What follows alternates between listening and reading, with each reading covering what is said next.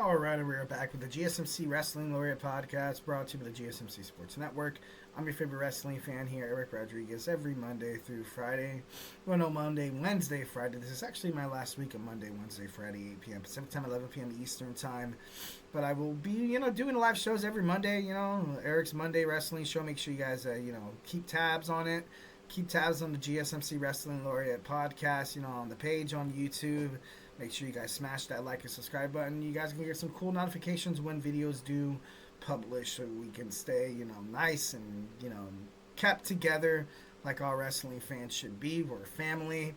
And, definitely, definitely going to miss, going live. It used to be every day. And that was, then I started a new job and then it was 3 days a week. And then now I'm actually starting a second job to, help financially with my family.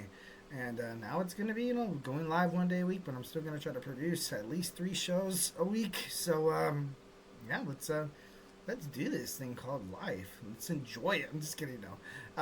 Money making the world go round. Sad but true. Sad but true. But love definitely, love will prevail, especially in society, amongst family members, friends, and just the community. All right, let's talk about some WWE NXT. Obviously, if you guys feel, comfortable, drop whatever you guys feel like inside that chat. Don't be shy. Drop your thoughts inside that chat, please. Can't wait to hear what you guys have to say. Definitely would help in this kind of situation where it seems like whenever I talk, feels like I want to cough. So I'm like, it'd be kind of nice to. I kind of wish I had a co-host. That'd be pretty badass. I gotta be honest. That would be pretty cool. A nice little. Back and forth banter with some wrestling chemistry would be pretty damn cool. As of right now, because my voice is just like, Eric, no, what are you doing? Sorry, excuse me. Make sure you guys hit up the tips and donations link. Tell me what you like, tell me what you don't like. Just remember to Superman punch that like and subscribe button to the show. Follow the show, follow the network. Here at the GSMC Sports Network, we do love a lot of peace, love, and positivity, 1,010%. But in terms of talking sports, it's inevitable. There's going to be some disagreements, some criticisms. It's all good. It's all gravy, baby. Don't even worry about it. Just want to make sure you guys feel absolutely comfortable to participate. Keep this chat lively because you know that this GSMC Sports Network, we all thank you guys 1,010%. Without you guys, there will be no GSMC Sports Network. So send in those super chats, those super stickers, because you guys super duper love us. And don't forget to like, subscribe, follow. All right, so we have some WWE NXT recap. Stephanie Vaquer picking up the first dub of the evening, taking on Fatal Influence's Jayce Jayne. This match actually wasn't like too much of an ass kicking as I thought it was going to be. It was nice to kind of see Jayce Jayne, hold her own inside, the squared circle with the internationally successful Stephanie Vaquer. The Fatal Influence, Jasmine Nix getting involved, Fallon Henley kind of standing on the sidelines there. But Stephanie Vaquer, she was able to pick up the victory.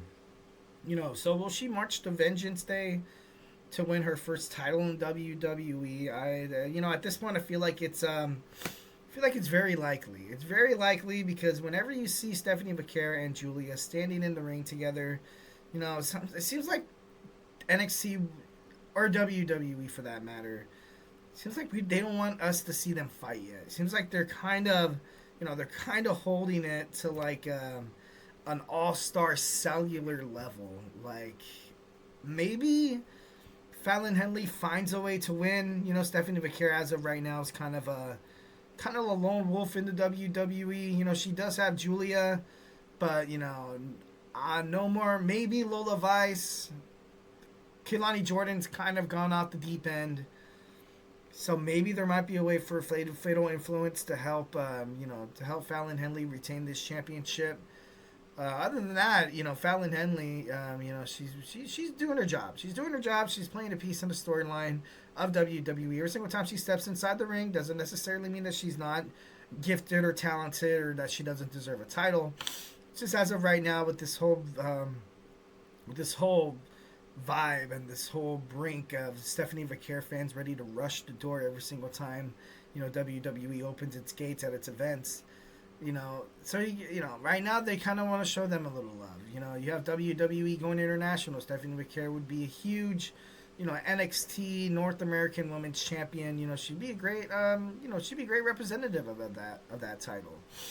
And like I said, nothing, nothing to, kind of shine down Fallon Henley. I feel like she's a success, and she did wait quite some time to get her hands on singles gold in NXT, but she did. She represented it great, and well, shoot, look at me. I'm already thinking that she lost. Maybe she wins. Let's argue the other side of that coin. She wins. She continues the dominance. Not pure fatal influence. Get back on the in their winning ways, and then they start kicking ass, taking names, and they become a dominant faction in NXT for at least a year.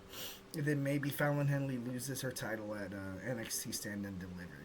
At the grandest stage of them all. Maybe that could definitely pay dividends. That'd be pretty damn cool. Pretty damn cool.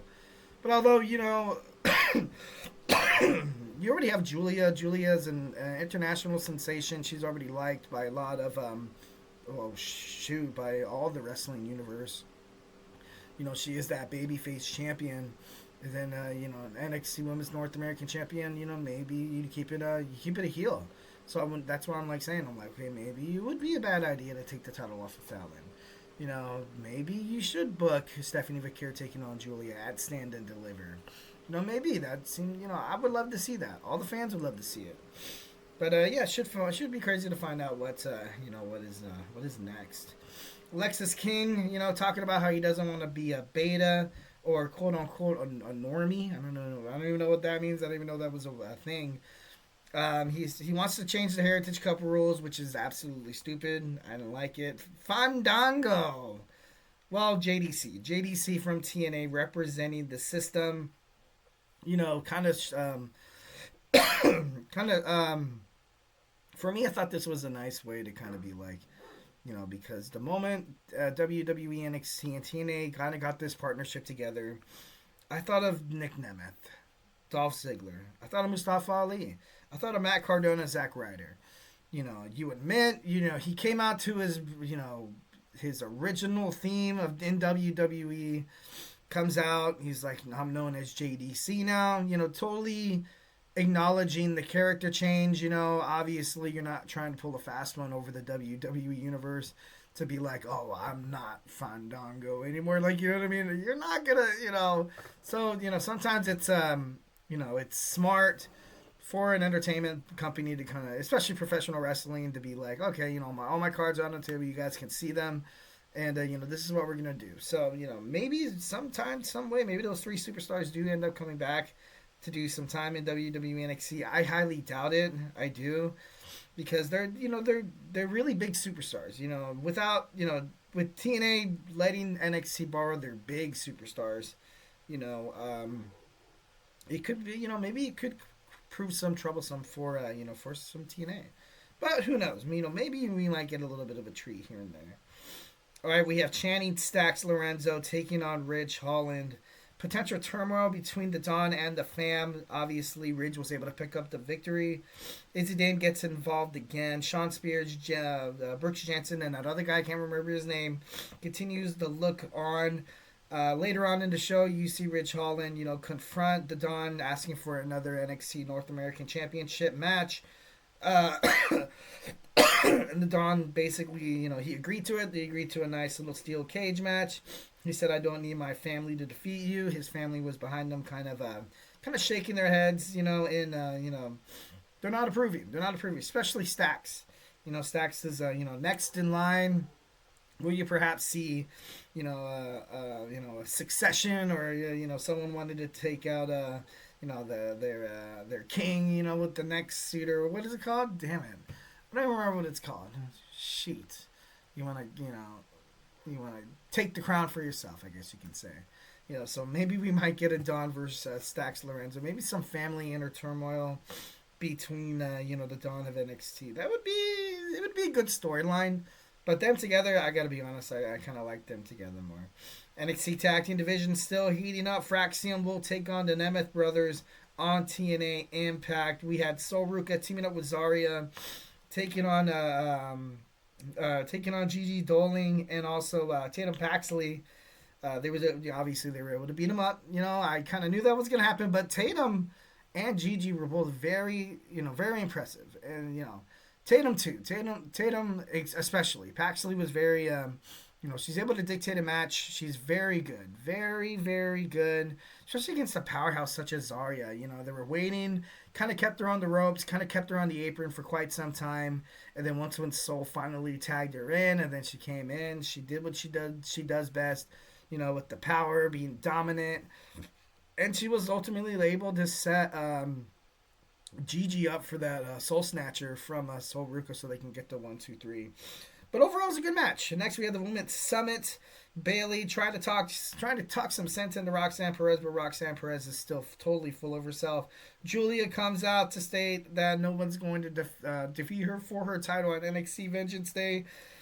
Charlotte Flair then comes out and basically says whoever's holding the championship match has a problem with me because I'm a 2-time NXT Women's World Champion, and although NXT's women's division is the best, I'm better. So then Cora Jade came out and attacked absolutely everyone with that black stick. She was able to kick some ass. I thought that was pretty cool. Different side of Cora Jade. I was kind of tired of seeing her getting her ass kicked every week. Happy that she's actually trying to make a name for herself since she came back instead of latching onto WWE NXT Women's World Champion Roxanne Perez. So it was nice to kind of see her have her own little character direction. So I thought that was pretty awesome. Ethan Page wants a match with Javon Evans at Vengeance Day, and he's going to get it. Kelani Jordan takes on Karmen Petrovic, and although Jordan won the match via submission, the call was reversed. The referee reversed the decision. It gave the win to Karmen after the match. You saw Kelani Jordan, after the 1, 2, 3, put Karmen Petrovic back into that submission, that rear naked choke. Once again, showing signs that maybe she could possibly be a heel, or kind of showing how Jada Parker could ultimately get under her skin, or maybe Jada's just trying to help Kelani Jordan become more of I guess you can say like a woman, more of a fierce competitor, because Kelani Jordan still has that sweetheart, all American value to her. Like she still kind of has that. She still kind of has that lingering over her head. I know she was on the U.S. national. Was she on the U.S. I think she was just on gymnastics. I'm not too sure. Don't quote me on that. But I think Jada Parker might be good for Kelani Jordan. Should be pretty badass. Oba, Femi, and Trick Williams team up against A-Town Down Under. Obviously, their indifferences, and with the help of Eddie Thorpe, you saw Grayson Waller and Austin Theory pick up the 1, 2, 3. And, that's how NXT ends. But then, of course, you saw the Vengeance Day promo. A new faction is looking to debut on NXT Vengeance Day. Honestly, as of right now, I have no idea who it is. I've had, I don't know. I don't really want to get into it without, further researching it. So, let's just move on.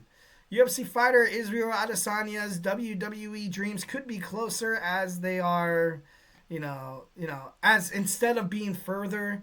So, we're going to talk about this guy. We're going to talk about some of his accomplishments in UFC. We're going to talk about, just the way he admires WWE. So, grab your favorite snack, grab your favorite ice cold beverage, and join me here in about 25 seconds. So, hey, do not go anywhere.